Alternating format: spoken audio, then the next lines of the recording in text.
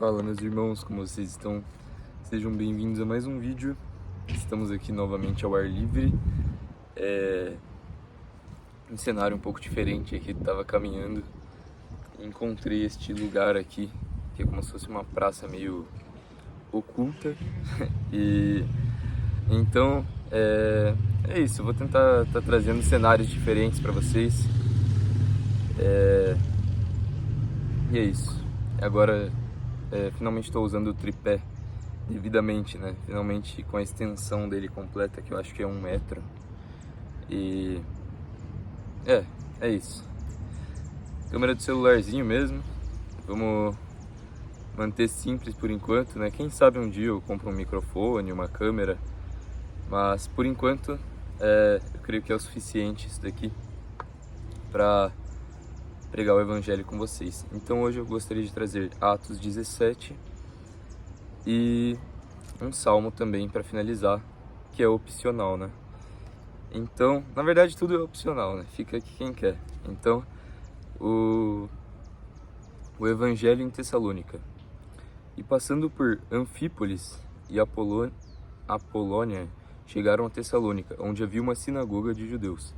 E Paulo, como tinha por costume, foi ter com eles, e por 3 sábados disputou com eles sobre as Escrituras, expondo e demonstrando que convinha que o Cristo padecesse e ressuscitasse dentre os mortos. E este Jesus que vos anuncio dizia ele, é o Cristo, ou seja, é o Messias, é o ungido. Então, para isso, com certeza, ele usou Isaías 53, entre outros versículos também, como por exemplo, no Salmo da Cruz, enfim. E alguns deles creram e ajuntaram-se com Paulo e Silas, e também uma grande multidão de gregos religiosos, e não poucas mulheres principais.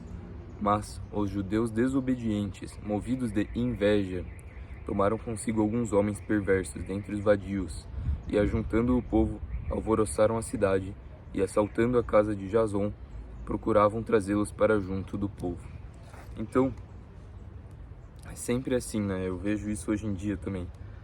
Aqueles que são invejosos, aqueles que são vadios, que não têm o que fazer, que não trabalham, são as pessoas que pegam para inventar mentiras, caluniar as pessoas, que é o que estão fazendo com o irmão Rômulo, né?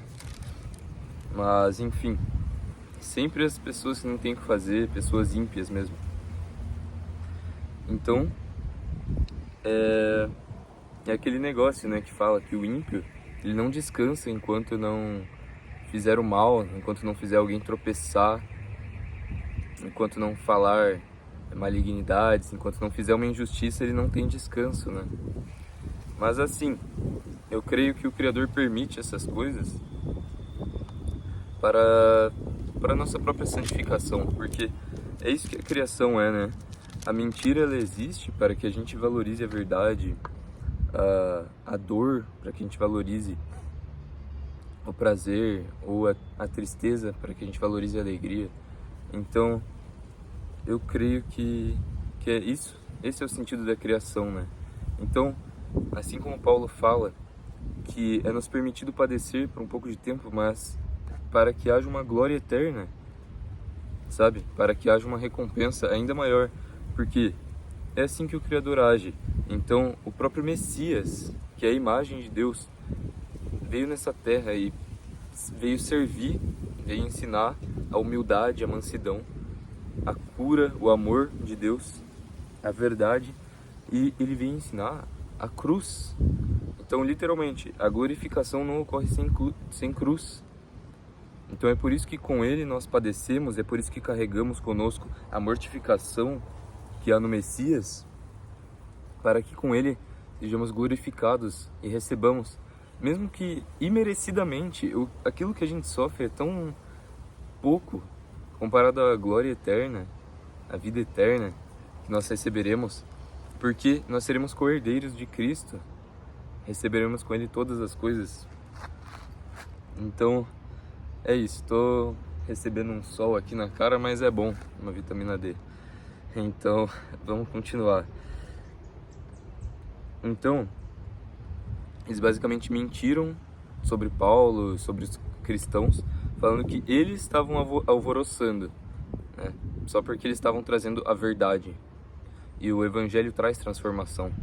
Assim como quando Paulo estava pregando em Éfeso, que os artífices, as pessoas que construíam imagens de escultura e que se beneficiavam dos ídolos, que era uma delas a Diana dos Efésios, eles começaram a falar, a alvoroçar também, a querer agredir, como eles fazem, e a falar, grande é a Diana dos Efésios. Ficaram 2 horas gritando isso. Então, assim, a idolatria é uma coisa que já existe desde praticamente da criação do mundo, desde o momento em que a criação começou a valorizar mais as coisas materiais ou a criatura do que o Criador. Então a idolatria não é só falsos deuses, como eu já falei em outros vídeos. Idolatria é qualquer coisa que você coloca acima do Criador, até mesmo familiares, qualquer coisa. Então, assim, basicamente eles estavam falando que estes procedem contra os decretos de César, dizendo que é outro rei, Jesus. Ou seja, não compreendiam a grandeza, a parte espiritual, o reino de Deus. E muitos não vão compreender, porque não são escolhidos. Então, olham pelas coisas carnais. Ele disse contra o decreto de César. Então, alvoroçaram a multidão, os principais da cidade. E basicamente, soltaram eles. E aí, em Bereia, os irmãos enviaram de noite Paulo e Silas a Bereia. E chegando lá, foram à sinagoga dos judeus. Ora, estes foram mais nobres do que os que estavam em Tessalônica, porque de bom grado receberam a palavra, examinando cada dia nas Escrituras, se essas coisas eram assim. Ou seja, o Evangelho não é algo que a gente recebe de forma impulsiva, de forma emocional, mas sim algo pela razão. Isso é o correto, certo? Porque se for pela emoção, você pode ir para qualquer religião, para qualquer filosofia, qualquer mentira. Então nós temos que ter a razão também no Evangelho, mas compreender que o Evangelho é espiritual também, não é uma mera sabedoria humana. Então, no mesmo instante, então os judeus de Tessalônica foram lá e excitaram a multidão. Então os irmãos mandaram que Paulo fosse até o mar, mas Silas e Timóteo ficaram ali. E os que acompanhavam Paulo o levaram até Atenas. Então, recebendo ordem para que Silas e Timóteo fossem ter com ele o mais depressa possível, partiram. Então, foram a Atenas. Enquanto Paulo os esperava em Atenas, o seu espírito se comovia em si mesmo, vendo a cidade tão entregue à idolatria. De sorte que disputava na sinagoga com os judeus religiosos e todos os dias na praça com os que se apresentavam. Ou seja, um detalhe interessante, tinha judeus em Atenas também. E olha essa curiosidade que eu acho magnífica. E alguns dos filósofos epicureus e estoicos contendiam com ele. Uns diziam, que quer dizer este paroleiro? E outros, parece que é pregador de deuses estranhos, porque lhes anunciava a Jesus e a ressurreição. Então, basicamente, o que isso significa? Que não compete a nós cristãos nenhuma filosofia humana. Como, por exemplo, o estoicismo. Então, para nós compete apenas o Evangelho. Estoicismo, essas coisas não vêm do Criador. São todas filosofias de sabedoria humana ou filosofias de doutrinas de demônios. Então, eles levaram ele ao Areópago, dizendo, podemos nós saber que nova doutrina é essa de que falas? Pois coisas estranhas nos trazes aos ouvidos. Queremos, pois, saber o que vem a ser isto. Então, basicamente, os atenienses e os estrangeiros de nenhuma outra coisa se ocupavam, senão de dizer e ouvir alguma novidade. Então, como eles tinham servos naquela época, na Grécia, eles costumavam ser desocupados. Então, os gregos que tinham mais dinheiro, assim, então eles ficavam discutindo filosofias. Então, Paulo subiu no meio do Areópago e disse: Homens atenienses, em tudo vos vejo um tanto supersticiosos, porque passando eu e vendo os vossos santuários, achei também um altar, em que estava escrito: Ao Deus desconhecido. Esse, pois, que vós honrais não o conhecendo, é o que eu vos anuncio. O Deus que fez o mundo e tudo o que nele há, sendo Senhor do céu e da terra, não habita em templos feitos por mãos de homens, nem tampouco é servido por mãos de homens, como que necessitando de alguma coisa, pois Ele mesmo é quem dá a todos a vida, a respiração e todas as coisas. E de um só sangue fez toda a geração dos homens, para habitar sobre toda a face da terra, determinando os tempos, já dantes ordenados e os limites da sua habitação, para que buscassem ao Senhor, se porventura tateando, o pudessem achar, ainda que não está longe de cada um de nós. Peraí, gente. Gente, tô finalizando o vídeo aqui, vocês podem cabeçar um pouquinho mais baixo? Eu não tenho direito de ser que é público, mas por favor, muito obrigado. Então, meus irmãos, vamos lá. Então o Criador não é servido por mãos de homens, ele não necessita de um templo físico, e ele dá respiração e vida a todas as coisas. E de um só sangue fez a geração, beleza. Então para que buscassem ao Senhor, se porventura tateando pudessem achar, ainda que não está longe de cada um de nós. Porque nele vivemos, nos movemos e existimos, como também alguns dos vossos poetas disseram, pois somos também sua geração. Então ele está falando dos poetas gregos, que de alguma forma já haviam chegado a um entendimento, mas não tinham o Messias e nem a revelação do Criador que os judeus tiveram.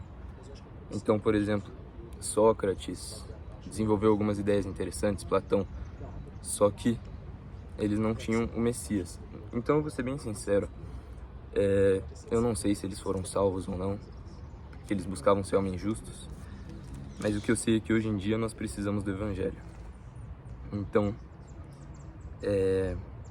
sendo nós, pois, geração de Deus, não havemos de cuidar que a divindade seja semelhante ao ouro ou à prata, ou à pedra esculpida por artifício e imaginação dos homens.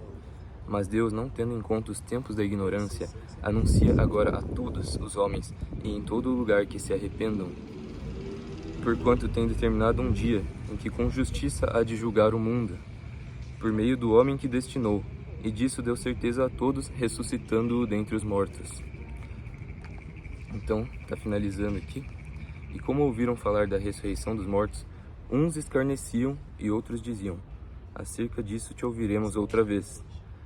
Então, a maioria, a semente do evangelho que Paulo estava pregando não floresceu, não caiu, mas alguns gregos, então, creram na pregação dele, entre os quais foi Dionísio, Areopagita, uma mulher por nome Damares, e com eles outros. Então, é isso por hoje, meus irmãos. Quem sabe outro dia eu trago a continuação, que é Paulo partindo para Corinto, enfim, com Áquila e Priscila, depois Paulo partindo para Éfeso. O livro de Atos é um livro muito bom mesmo. Então, é isso. Acho que eu vou falar um salmo aqui rapidinho com vocês e finalizar o vídeo, então.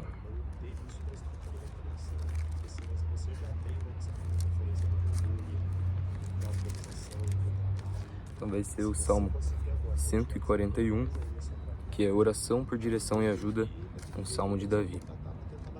Então, Senhor, a Ti clamo, escuta-me, inclina os Teus ouvidos à minha voz, quando a Ti clamar. Suba a minha oração perante a Tua face como incenso, e as minhas mãos levantadas sejam como um sacrifício da tarde. Põe, ó Senhor, uma guarda à minha boca, guarda a porta dos meus lábios. Não deixes que o meu coração se incline para coisas más, para praticar obras más. Com aqueles que praticam a iniquidade, não coma eu as suas delícias. Fira-me o justo e será isso uma benignidade. Repreenda-me e será um excelente óleo, que não me ferirá a cabeça, porque orarei continuamente contra as suas maldades. quando os seus juízes forem derrubados dos penhascos, ouvirão as minhas palavras, pois são verdadeiras. Os nossos ossos são espalhados à boca da sepultura, como se alguém fendera e partira lenha na terra. Mas os meus olhos te contemplam, ó Deus, o Senhor. Em ti confio, não desnudes a minha alma. Guarda-me dos laços que me armaram, dos laços corrediços dos que praticam a iniquidade. Caiam os ímpios nas suas próprias redes, até que eu tenha escapado inteiramente. Então, finalizado. Deixa eu fazer a finalização aqui, irmãos. Então, que o Criador vos abençoe grandemente. Que vocês se inscrevam aí, deixem seu gostei. É isso aí, pregando fora de casa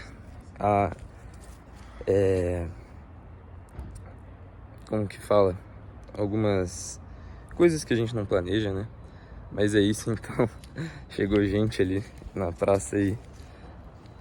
Mas é isso, consegui finalizar o vídeo com vocês, então que o Criador os abençoe grandemente e apoiem o canal aí e deixe seus comentários. Amém.